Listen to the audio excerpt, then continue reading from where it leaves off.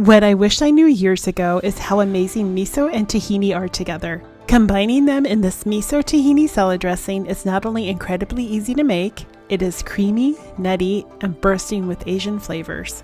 Because miso paste can be quite dense, it's best to whisk each ingredient into the miso separately. This will ensure a beautifully creamy texture.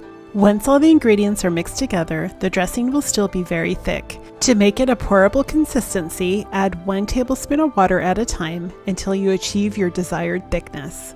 Also, you'll want to taste test and adjust the honey, vinegar, or red chili pepper flakes, if using, so that it meets your taste preferences.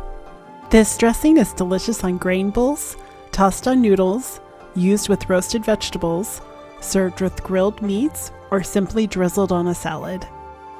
For more recipes like this and for weekly inspiration, make sure to head on over to thefedupfoodie.com and sign up for my newsletter where I share recipes and tips in helping to make cooking from scratch approachable.